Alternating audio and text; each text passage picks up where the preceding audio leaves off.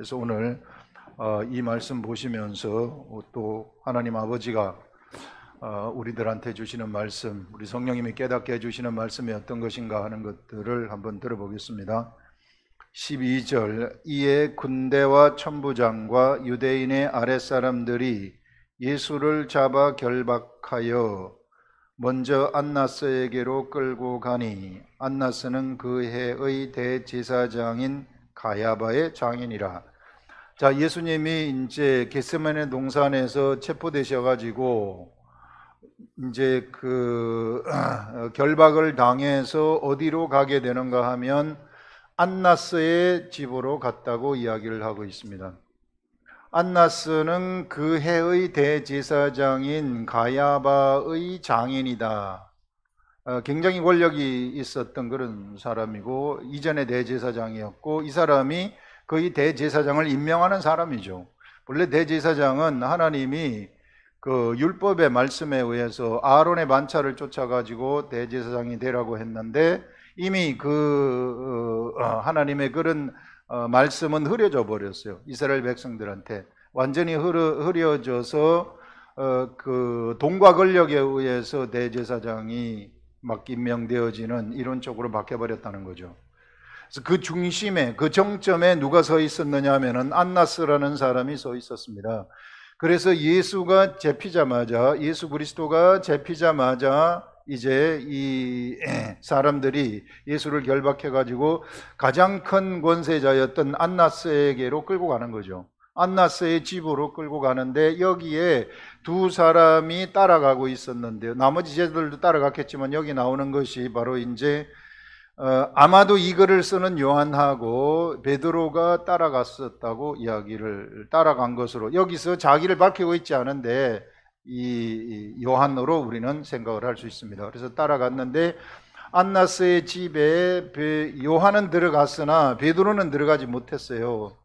그 요한은 대제사장을 아마도 아는 대제사장하고 알았었던 사이였던 것 같아요. 그렇기 때문에 들어갔지만 그러나 그 베드로는 들어가지 못하고 밖에서 있으니까 이게 이제 요한이 나와가지고 베드로를 데리고 들어가는 이런 장면입니다.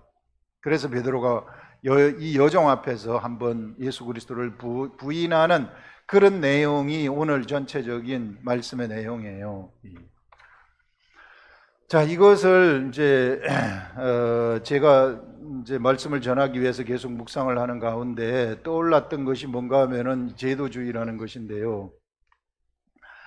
이스라엘 백성의 대제사장 하게 되면 제사를 주관하는 자들입니다. 이스라엘 백성들의 죄를 사하기 위해서 그 해에 제사를 주관하는 최고의 영광된 자리죠.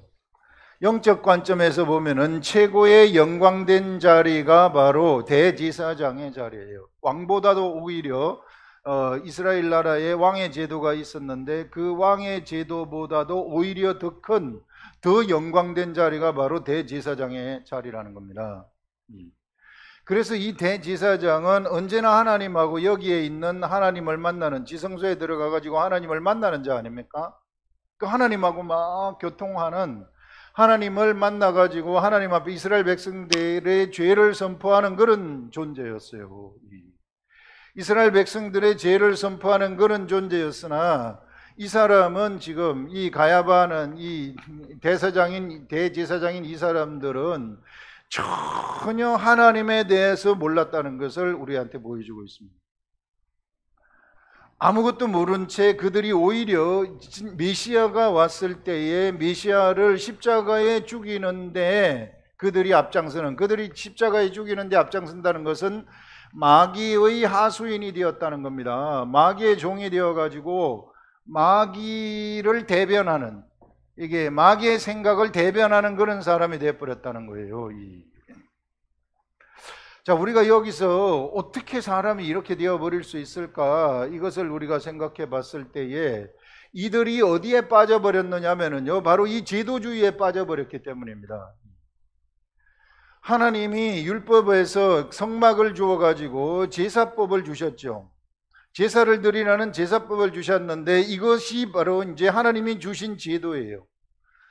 하나님이 주신 이 제도, 하나님이 이 제도를 주신 목적은 무엇인가 하면은 이 제도를 통해서 하나님과 교제하라고 하기 위해서, 하나님과 교통하고 하나님과 교제하도록 하기 위해서 이런 제사법이라는 제도를 주었는데, 이 사람들은 이 하나님과 교제하는 이것을 잊어버린 채 그들이 돈과 권력에 의해 취해가지고 세상 제도로 바꿔버린 겁니다. 이것을 세상의 제도로 바꿔버리니까 이 제도주의가 굉장히 위험한 것이 무엇인가 하면은요, 이 하나님이 없는 제도, 이런 제도주의가 위험한 것이 무엇인가 하면, 사람이 제도주의에 빠져버리게 되면은 뭐가 없어져 버리느냐면은요, 한 개인은 그 제도의 부속물이 되어져 버리는 것입니다. 부속물. 인격이 없어져 버리는 거예요. 거대한 시스템이 그 나라를 이끌어 간다? 그러면은 그 나라의 개인은 다 없어져 버리는 겁니다.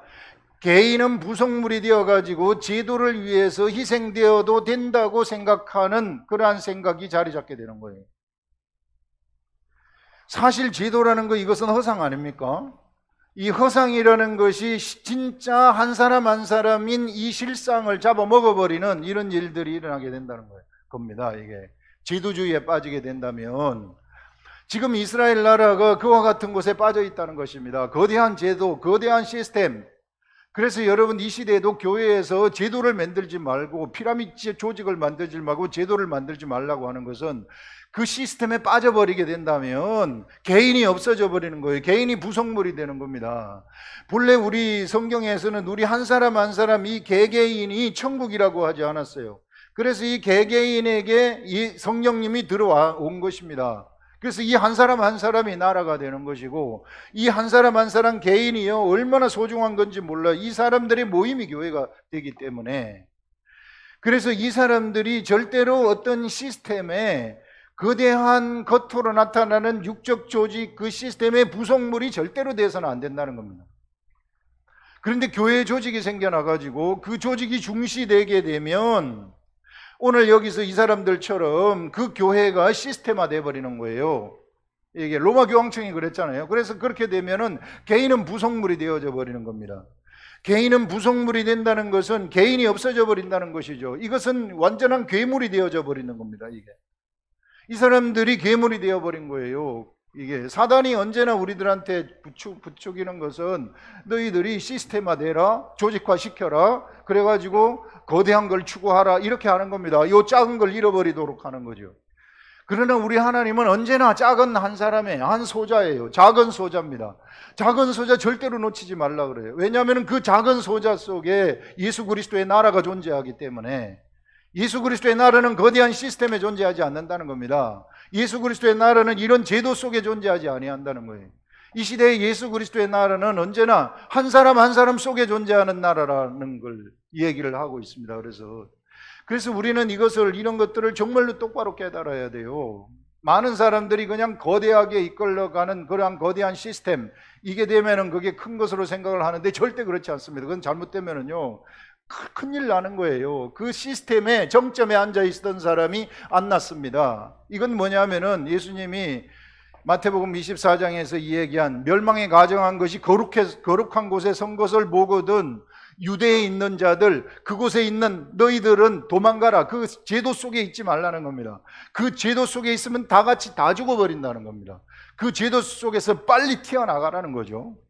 그 제도는요, 사람을 존중하지 않기 때문에, 한 사람 한 사람 한 사람 개인을 다 무속물로 취급하기 때문에 그 안에 앉아 있으면 다 죽는다는 겁니다. 거기 앉아 있지 말고 도망가라는 거예요. 예수님이 마지막 종말의 때를 이야기를 하면서 그렇게 말씀을 하시지 않습니까? 그 정점에 바로 안나스라는 사람이 서 있었구나. 그래서 이 안나스라는 사람이 서가지고 지금 마귀의 종이 되어가지고 예수님을 죽이는 데 동참하는 그런 것들을 여기서 이야기를 하고 있습니다, 여러분. 그래서요, 어떻게 해서든지 우리 이 시대 우리 주 예수 그리스도가 세운 나라는 이 작은 사람 한 사람, 작은 거 보이지만, 작게 보이지만은 그러나 결코 작지 아니한 한 사람 한 사람입니다. 이 한 사람 한 사람 한 사람을 절대로 놓쳐서는 안 되고요. 이 한 사람 한 사람 속에 그리스도의 나라가 들어가 있기 때문에, 그 숨어 있기 때문에 그 한 사람에게서 그리스도의 나라가 막 활기차게 움직일 수 있도록 모든 사람들은 그 한 사람 속에서 그 그리스도의 나라가 나타날 수 있도록 옆에서 막 도와주는 거예요. 교회로 모이라고 하는 것은 바로 그렇게 하도록, 그 속에 있는 그 나라, 그리스도의 나라를 막 밖으로 표출시켜서 내보낼 수 있도록 도와주는, 그래서 그를 중심으로 한 하나님의 나라가 계속해서 번져가도록 하는, 죽은 자를 막 살리도록 하는 이런 일을 하라는 것입니다. 그래서요, 우리가 제도가 어떤 것인가 하는 것들을 우리가 좀 똑바로 알아야 된다. 제도에 빠져버리게 되면 사람은 부속물이 된다는 것. 부속물. 인격체가 없어져 버린다는 거죠. 어떠한 당파가 생겨도 마찬가지예요. 어떤 조직에서 어떤 당파가 생겨요. 파가 생기지 않습니까? 파가 생기게 되면 이 파에는요, 개인 의견은 완전히 철저하게 무시됩니다.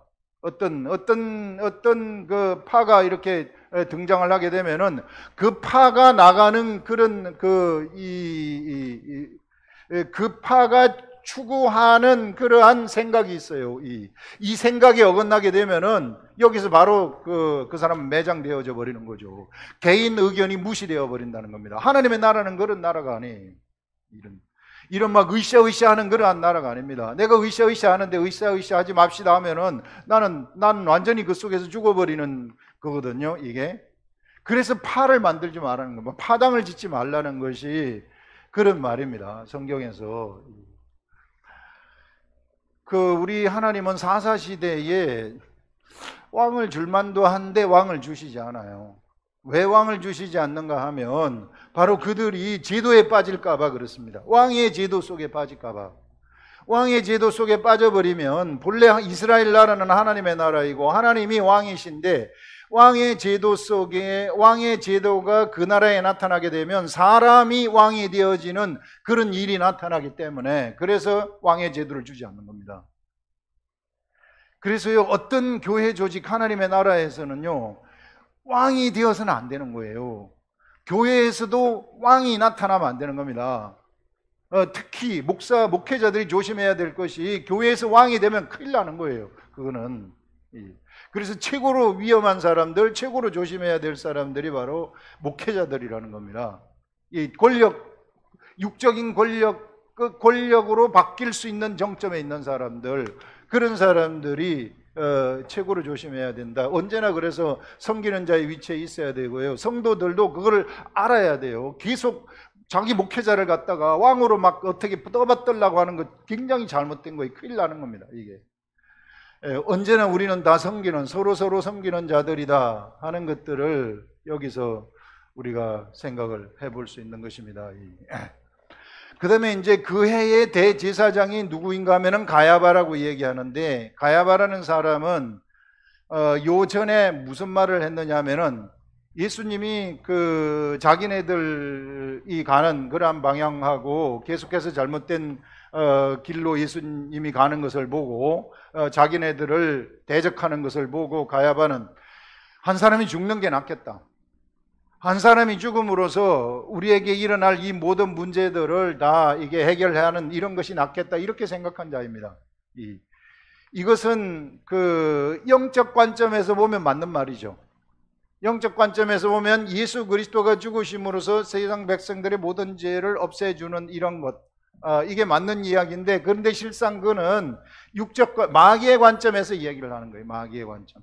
마귀의 관점에서 마귀의 종이 되어가지고 얘기한 사람이다. 바로 가야바가 그런 사람이라는 겁니다. 이것을 봤을 때 마귀가 가야바를 조종하고 있는데, 이 마귀의 지식의 한계가 여기서 드러나게 되는 거죠. 마귀의 지식의 한계는 예수 그리스도가 세상에 나타났을 때 예수 그리스도를 죽이게 되면, 이 예수 그리스도를 죽이기만 하면 자기가 왕이 될 줄로 생각했어요. 너무나도 어리석은 자죠. 하나님을 몰라도 한참 모르는 거죠. 이게 마귀의 어리석음이에요. 마귀는 지금 정말로 모자라는 존재입니다. 이게 천사장이었는데 천사 장이기 때문에 지식의 한계를 언제나 가지고 있어요. 이게 영적 세계를 진짜 모르는 자들입니다. 모르는 자입니다. 우리가 이제 성령 받은 우리들은 우리 속에 성령님이 있기 때문에 마귀의 지식의 한계를 넘어서는 자들이에요. 우리는 마귀가 우리들 앞에서 사실상 그 지식으로도 안 됩니다. 영적 지식으로도 딸려요, 우리들한테. 우리에게 성령님이 있기 때문에 성령님이 하나님의 깊은 것을 우리에게 알게 해 주시기 때문에요. 자, 마귀의 지식의 한계가 무엇인가 하면은 한 사람이 예수 그리스도를, 하나님의 아들 예수 그리스도를 죽이면 지가 왕이 될 줄로 알았는데, 그런데 하나님의 계획은 어떤 것이었어요? 예수님을 죽이니까 이 세상에 수많은 예수 그리스도가 탄생을 해버리는 거예요. 수많은 예수 그리스도가 쫙 나타나 버리는 겁니다. 좀 있으니까. 예전에는 예수님 한 분한테만 성령이 들어가셨는데 오순절 다락방 이후에 수많은 사람들한테 성령이 다 들어가 버리는 거예요. 다 들어가 가지고 이 세상은 이제 하나님의 영이 예수 그리스도를 따르겠다고 하는 모든 사람들한테 다 들어가 버려 가지고 그들 모두가 다 하나님의 나라가 다 돼 버리는 겁니다. 이게 이렇게 하나님의 나라가 되어서 자신이 점령했다고 생각하는 그 세상 나라를 예수 그리스도의 사람들이, 예수 그리스도의 제자들이 천국을 표방을 하면서 막 점령을 해버리는, 세상을 점령하는 그런 일들이 일어나게 돼버린 거죠. 그래서 이것이 하나님이 계획하신 하나님의 지혜였다는 것입니다. 이게. 마귀는 자기가 예수 그리스도를 죽이면 모든 것이 끝날 줄로 알았지만은, 그런데 하나님의 계획은 예수 그리스도가 죽으니까 수천, 수억의 그런 예수 그리스도가 세상에서 막 예수 그리스도가 나타나는, 예수 이름을 가진 그러한 그리스도의 제자들이 막 나타나는 일을 계획을 하셨었구나 하는, 이런 것들을 우리가 여기서 이야기를 할 수 있습니다, 여러분.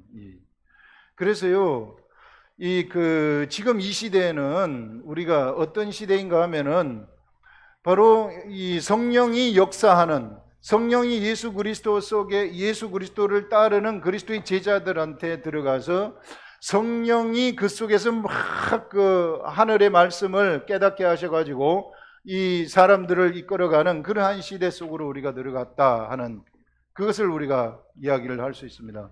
성령이 그 속에 들어갔다는 것은 뭔가 하면은요, 그 속에 하늘의 신령함이 그에게 임했다는 것을 얘기하는 거예요.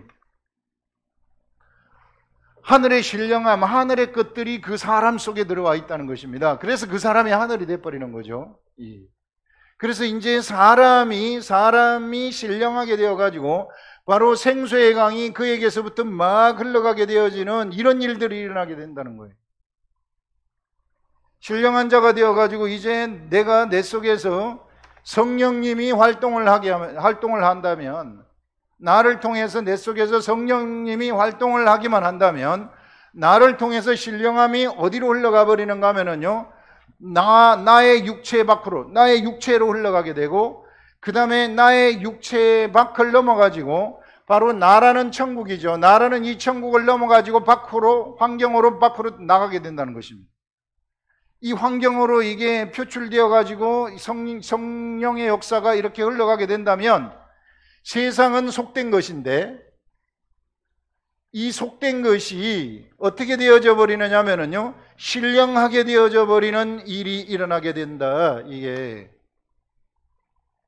그래서 여러분, 우리 한 사람이 예수 그리스도를 믿는다는 것이 얼마나 위대한 일인지 몰라요. 그에게 성령이 들어가기만 한다면, 그래서 그가 그 속에서 성령이 마음대로 활동할 수 있도록, 성령은 예수 그리스도를 변호하시고 예수 그리스도를 증거하시는 분이신데, 본래 이 기록된 말씀을 가르쳐 주시는 분이십니다. 우리가 기록된 말씀을 펼쳐서 기록된 말씀을 알려달라고 성령님한테 찾고 구하고 두드리기만 하면 그때부터 성령님이 우리들한테 활동하기 시작을 해요. 우리들한테 활동을 하기 시작하면은 성령님의 신령함, 성령님으로부터 나가는 하늘의 신령함이 밖으로 나가기 시작해가지고 이 속된 세상을 갖다가 이게 신령하게 만들어버리는 그런 능력이 우리들한테서 막 나가는 겁니다. 이런 컵들도요, 신령한 자가 딱 잡잖아요. 신령함이 이런 물질에 속된 것에 묻을 수 있다는 거예요. 이게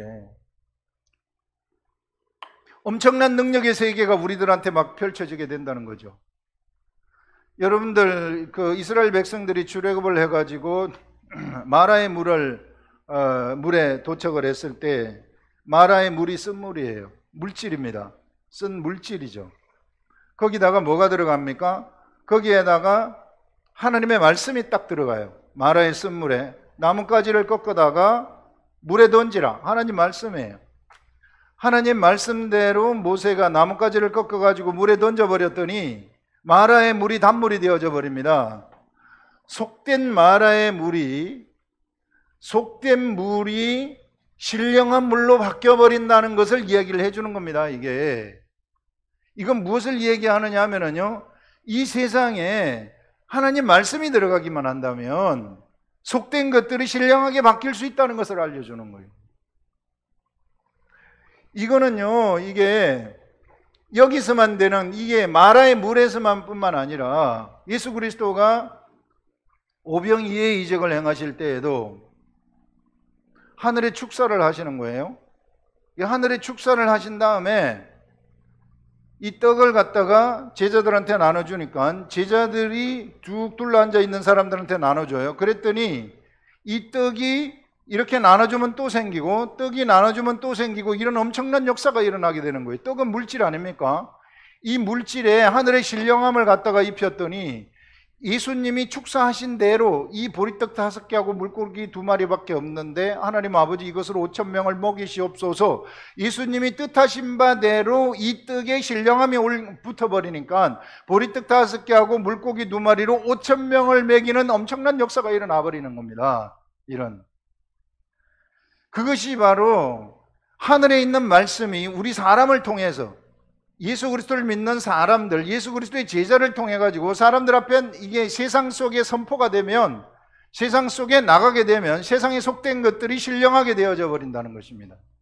그런데 우리가 물질에 묻는 이런 신령함들, 바울의 손수건, 바울이 이 손수건을 병든 자한테 얹으면은 그 병이 나서 버렸다고 얘기를 하는데 그것은 일회성이에요. 병자 하나를 고치면은 그 다음번에 못 고칩니다. 베데스다 연못에서 그 천사가 내려와 가지고 물이 막 움직일 때 거기서 첫 번째 병자가 그 연못에 들어가게 되면 그 사람만 병이 낫고 두 번째 들어간 사람은 안 낫는 거예요. 그거는 왜 그런가? 물질에 있는 신령함이라는 것은 사람 속에 있는 신령함하고는 틀리다는 거예요. 이런 물질에 있는, 이런 물질의 세계 속에 신령함이 묻어 있으면 그 신령함이 어떤 다른 물질 속으로 옮겨가 버리게 되면, 병든 자한테 옮겨가면 이제 더 이상 그것은 신령하지 않다는 거죠. 그런데 사람은 다르다. 사람은 어떤 것이냐면요, 이 사람한테는 이 물질이 들어오게, 사람도 물질 아닙니까? 사람의 육체도 물질이죠. 사람의 물체가 사람의 육체도 물질인데, 그런데 이 사람 속에는 뭐가 있어요? 사람 속에는 영이라는 것이 있습니다. 이 영이라는 것이 있기 때문에 사람이 예수 그리스도를 믿게 되면 바로 그 예수 그리스도를 믿는 것 때문에 그에게 이제 영이 태어나게 되고, 영이 태어나게 되면서 성령이 들어오시게 된다는 것입니다. 이 성령이 들어오시게 되면 그때부터 사람한테는 신령함이 그 속에서 막 솟아나오는 자가 된다는 거예요. 이게 하나의 신령함이 나와가지고 이것을 신령하게 했다 할지라도 여기서 또 신령함이 솟아난다는 것입니다. 계속해서 신령함이 솟아난다는 거예요. 바울의 손수건은 일회성으로 끝나요. 신령함이 이쪽으로 묻어가서 한 사람의 병을 고치면 끝나버리는 겁니다. 더 이상 신령함이 일어나지 않아요. 그런데 사람은 틀리다. 사람한테 말씀이 들어가기만 한다면, 하늘의 말씀이, 내 속에 있는 하늘의 말씀이 성령한테 막 성령님이 작동을 시켜가지고 내 속에 있는 이 말씀의 그 신령함이 이 사람 속에 딱 들어가기만 한다면 그 사람은 물질이 신령해지는 거하고는 차원이 틀리다는 거죠. 물질이 신령해지는 거하고는 차원이 틀리고 그 속에서 생수의 강이 막 흘러나는 신령함이 일어나게 된다는 것입니다. 여기 뒤에 보시면 베드로 이야기가 나와요. 여기 베드로 이야기를 한번 보시면 여기 5절에 시몬 베드로와 또 다른 제자 한 사람이 예수를 따르니 이 제자는 대제사장과 아는 사람이라 예수와 함께 대제사장의 집 뜰에 들어가고 베드로는 문 밖에 서 있는지라 못 들어가요. 대제사장을 아는 그 다른 제자가 나가서 문 지키는 여자에게 말하되 베드로를 데리고 들어오니 여자한테 말하고 그 작은 여장한테 말하고 데리고 들어왔는데 문 지키는 여종이 베드로에게 말하되 너도 이 사람의 제자 중 하나가 아니냐 이렇게 말. 예수 그리스도의 제자가 아니냐 이렇게 이야기를 하니까 그가 말하되 나는 아니라 하고 예수 그리스도를 부인하는 겁니다. 그때가 추운 고로 종과 아랫사람들이 물을 피우고 서서 쬐니 베드로도 함께 서서 쬐더라. 베드로의 그 초라한 모습을 생각해 보세요. 베드로가 지금 예수님하고 성만찬을 할 때에는 엄청난 결심으로 이야기를 하죠. 내가 죽을지언정 주님을 배신하지 않겠습니다. 그렇게 막 배신하지 않겠다고 얘기를 했고, 그 다음에 예수 그리스도를 잡아 갈락하니까 자기의 칼로 말고의 귀를 쳐버리잖아요. 이렇게 막 그가 예수님을 배신하지 않겠다고 하는 그런 결심들, 이런 결심이요, 바로 이 작은 여종 앞에서 여지없이 무너져 버리는 거예요. 이것은 무엇인가 하면요, 베드로는요 아직까지 속된 사람이라는 거예요. 베드로는 아직까지 세상이라는 것입니다. 베드로는 세상이기 때문에 그는 세상이 주는 생각에 의해서 내가 예수 그리스도를 지키겠다, 예수 그리스도를 배신하지 않겠다고 얘기를 합니다. 베드로에게서는 신령함이 솟아나지 않았어요. 베드로에게는 신령함이 솟아나지 아니하고 자기 생각으로 말을 한 겁니다. 자기 속에 있는 육의 생각, 세상의 생각이죠. 베드로의 세상이었어요. 베드로의 세상으로 내가 예수 그리스도를 배신하지 않겠습니다, 이렇게 이야기를 한 거예요. 그런데 그 생각, 속된 사람의 생각, 그 생각이 이런 환경이 확 바뀌어버리니까 이 작은 여종 앞에서 여지없이 무너져 버리는 거예요. 그래서 여러분, 세상으로부터 나오는 생각은요, 그 믿을 수 없는 겁니다. 예수님은 그래서 사람을 믿지 않았어요. 왜? 세상으로부터 나왔기 때문에. 그 생각이, 세상으로부터 나오는 이 생각은 힘이 없는 생각입니다. 이것은 세상에서 이루어질 수 없는 그러한 생각이에요. 죽은 생각입니다. 그래서 예수님이 베드로한테 네가 다 굴기 전에 3번 부인한다고 딱 얘기를 하지 않습니까? 이런 베드로가, 이게 속된 사람이었던 이 베드로한테 이제 예수님이 십자가에 돌아가시고, 베드로한테는 그러나 뭐가 있었는가 하면 예수 그리스도와 3년 동안 생활했었던 기억이 있고, 그 다음에 예수 그리스도가 하신 말씀을 베드로가 들었고, 그 속에 말씀이 있었습니다. 말씀이 있었지만은 그 말씀이 활성화되지 않았어요. 활성화되지 않았는데 이 활성화가 언제 되기 시작하느냐 하면 바로 베드로한테 성령님이 들어오셨을 때, 그때 비로소 베드로 속에 있는 말씀이 활성화되기 시작하는 거예요.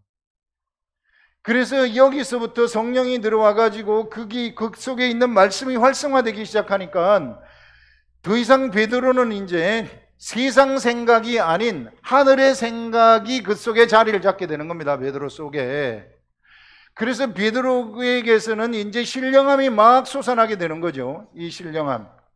여기서 지금 부인하는 초라한 한 사람, 초라한 예수 그리스도의 제자라고 하는 베드로라는 한 사람, 여종 앞에서 예수 그리스도를 부인했던 그 사람하고는 완전히 달라진 베드로가 성령을 받았을 때 나타나게 되는 겁니다. 그 속에 있는 말씀이 막 활성화되면서 이제 베드로 속에서는 신령함이 막 나가기 시작하는 거예요. 성경 민문에서 근거하는 내게 없거니와 내게 있는 것으로 네게 주느니 곧 나사렛 예수 이름으로 일어나라. 일어나 버리는 겁니다. 신령함이 흘러나가는 거죠.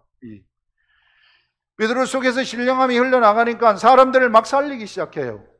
그런데 한번 이렇게 묻어나간 이러한 베드로의 신령함이라는 것은 없어지지 아니하고, 이게 물질이 아니기 때문에, 베데스다 연못은 물질이라서 한번 신령함이 옮겨지면 없어졌으나 베드로에게서 나간 신령함이라는 것은 또 생기는 신령함이에요.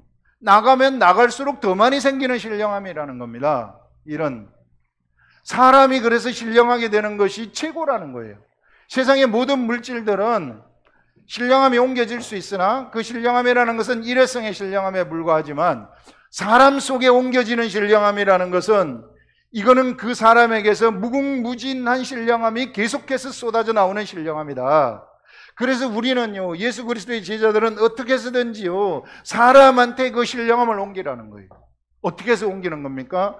내 속에서 이 성령님이 말씀을 활성화시키도록 하라는 거죠. 말씀을. 성령님한테 자꾸만 여러분들이 쫄르라는 거예요. 말씀을 알려달라고. 찾고 구하고 두드리라. 그러면은 이게 두드리면 열릴 것이고, 찾으면은 찾을 것이고, 구하면은 얻을 것이다. 이렇게 얘기를 하고 있잖아요. 그래서 이와 같이 우리가 찾고 구하고 두드리게 된다면 그러면은 그 말씀이 나한테서 막 활성화되기 시작한다는 겁니다. 그 말씀이 나한테 활성화되면은 내 속에서 생수의 강이 흘러나는 것처럼 막 흘러가게 되고, 이것이 사람 속으로 딱 들어가게 되면은 그 신령함이 사람 속으로 들어가서 그 사람을 살려내버리고, 그것뿐만 아니라 그 사람에게서 신령함이 나가게 되어가지고 세상이 정화되는 그런 일들이 일어나는 거예요. 우리한테는 그런 능력이 있다는 것입니다. 여러분, 수많은 사람들이 예수 믿는 것을 많이들 착각을 하는데요, 마치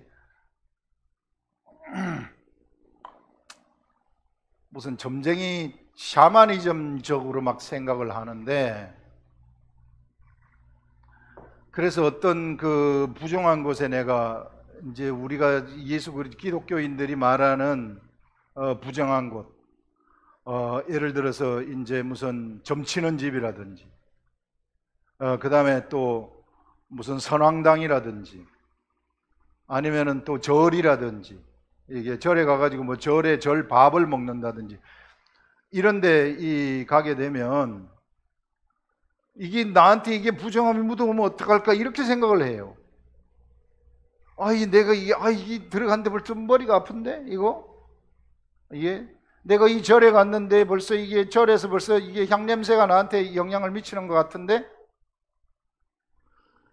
여러분, 예수 그리스도를 믿는 사람들은요, 그런 자들이 아니라 그 속에서 신령한 자들이 흘러가는 자들입니다. 절에 딱 가면은 절이 신령하게 돼버리는 거예요. 이게 내 속에서 신령함이 흘러나가기 때문에 절이 거기서 정화가 되어져 버리는 것입니다. 내가 절밥을 먹는다, 절밥이 정화가 되어져 버리는 거예요. 뭐든지 먹을 수 있어요. 이게 우리들은. 왜? 우리에게서 신령함이 나가기 때문에. 우리가 그런 존재라는 것입니다. 어떤 환경에 영향을 받는 존재가 아니라 환경을 신령하게 만드는 존재이지, 부정한 것이 나를 치고 들어와 가지고 나를 잡아가는 그런 게 아니라는 거예요. 나를 부정하게 만들어버리는 그런 존재가 아니라는 겁니다. 이런 정체성 똑바로 알아야 된다는 것입니다. 이게. 그러니까 예수 믿는 것이 어떤 것인가를 우리가 정말로 똑바로 알아야 돼요. 그래서 우리가 어디를 가든지 우리는 그곳이 어느 곳이든지 간에 거기에서 우리는 신령함을 퍼뜨리는 그러한 존재이다. 그 신령함을 사람들 속에 막 집어넣는 그러한 존재이고, 이 세상의 물질도 신령함으로 바꿔버리는 그러한 존재이고, 어떠한 음식물들도 부정한 것이 있다면 그 부정한 것을 신령한 것으로 만들어버리는 그러한 존재라는 것입니다. 절대로 어떤 그런 우리가 생각하는 그 깨름직함, 부정한 것을 잡아먹어라 얘기하잖아요. 이게 베드로한테 고넬료 집에 갈 때에 성령님이 나타나가지고 온갖 부정한 음식들이 다, 그 생물들이 다 있는데, 내가 정하게 했으니 부정한 거 네가 잡아먹어라, 아무것도 아니다. 이게 그걸 알려주는 거 아니겠어요, 이게. 그래서 이제는 우리는 율법 시대에 사는 사람들이 아니라는 거예요. 우리가 샤머니즘적으로 우리가 예수 믿으면 안 된다는 겁니다. 그래서 절대 우리는 부정할 수 없는 그러한 존재들이다. 우리 속에서 신령함이 샘물처럼 솟아나오기 때문에 그 신령함이 세상을 신령하게 하는 것이지, 우리가 부정하게 그 세상 것에 의해서 부정하게 되는 그런 존재가 절대 아니라는 것입니다. 그래서 이런 것들을 똑바로 하시라는 것입니다. 그리고요, 오늘 특별히 찬송도 병에 대해서 찬송을 했었는데, 이 뭐냐 하면은 사람들이, 예수 믿는 사람들이 착각을 하는 것이요, 내가 뭔가 질병에 걸렸어요. 아니면 어떤 문제가 나타났습니다. 그러면 보통 사람들이 생각하는 게 내가 뭘 잘못했을까? 바로 이렇게 나가는 거예요. 그건 좋아요. 뭘 잘못했을까? 거기까지는 좋아요. 그래서 뭘 잘못했을까 해가지고 잘못을 찾는 거. 내가 하나님 앞에 뭘 잘못했는가? 이렇게 생각하는 사람들이 이거 생각하죠. 이게 좀 신실하다고 하는 그리스도인들은 이거 생각합니다. 그렇게 해가지고 이게 그래서 잘못한 것이 내가 하나님을 그동안에 내가 하나님을 소홀히 했구나. 말씀을 소홀히 했고 떨어졌구나. 이렇게 하면서 이제 막 회개하는 거죠. 이제 회개가 뭐냐 하면은 하나님 앞에 와가지고 하나님 제가 다시는 그러지 않겠습니다. 내가 잘못했습니다. 내가 다시 돌아옵니다. 해가지고 막 엉엉 울면서 한 며칠간 우는 거죠. 이게 그러면 속은 시원해요. 대부분 다 여기서 끝나버리는 거예요. 여기서 그치는 거예요. 이게 사람들이 이렇게 되면은 병이 낫는 걸로 생각을 한다고요.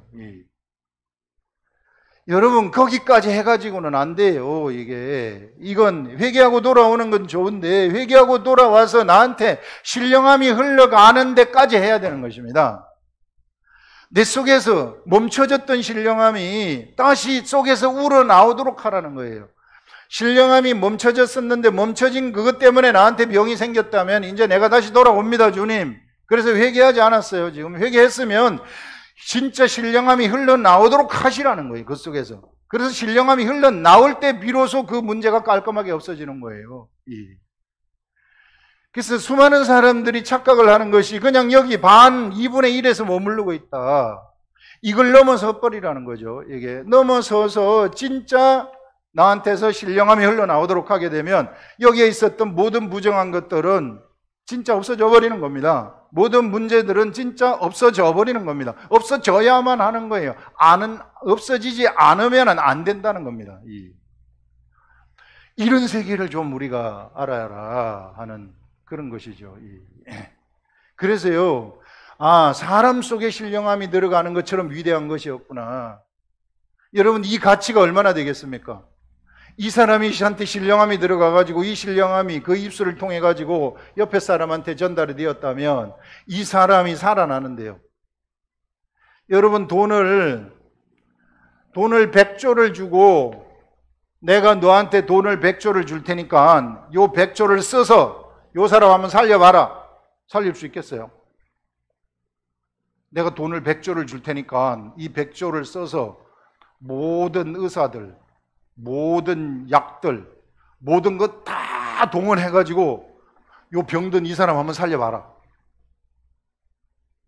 살릴 수 있겠어요? 죽을 병이면. 아니면 진짜 영적인 진짜 이 사람을 이 영원한 생명을 이 속에 들어가도록 네가 한번 해봐라. 못한단 말이에요. 그러면 우리가 하고 있는 우리들의 일은 이 신령함을 전달하는 이 일이라는 것은 세상에서 돈으로 매길 수 없는 가치라는 것입니다. 엄청난 가치, 100조보다도 더 큰 가치라는 거예요. 그러나 엄청난 우리가 사명을, 엄청난 우리가 이 영광된 직분을 맡고 있는 존재들이구나. 그래서 여러분, 그래서 우리 속에 성령님이 들어오신 것입니다. 어떻게 해서든지 우리는 이 성령님이 마음대로 속에서 막 활동하실 수 있도록, 왕성하게 활동하실 수 있도록, 그래서 우리가 계속해서 성령님이 활동하실 수 있도록 하기만 한다면 그 성령님이 우리 속에서 활동하셔가지고 신령함이 밖으로 막 흘러나가게 한다는 것이죠. 이런 신령함이 흘러나가게 된다면 그러면은 내 옆에 있는 모든 환경들은, 거기엔 사람도 다 포함이 되는 겁니다. 모든 환경들은 다 신령하게 다 바뀌어져 버리는, 하나님의 나라로 다 변해버리는 이런 일들이 일어나게 된다는 것이죠. 그래서 우리 성경에 말한 것이 바로 그 성전 문 지방에서 나가는 물이 점점 흘러가지고 어디까지 흘러가느냐면 아라바해까지 흘러간다 그러잖아요. 사해, 죽어있는 바다 세상 아닙니까? 죽어있는 세상, 그 세상에 들어가가지고 그 세상을 소성시킨다고, 그 세상을 살아나게 만든다고 하는 거 아니에요. 여러분, 바로 이런 그 신령함 속에 뭐가 있느냐 하면은요, 생명이 있습니다. 우리들이 가지고 있는 이 신령함 속에는 생명이라는 것이 있어요. 이 생명이 있기 때문에 사람들이 영적 관점에서 보면은 이것이 사람들한테는 이것이 빛이 되는 것입니다. 왜? 사람들은 사망이기 때문에.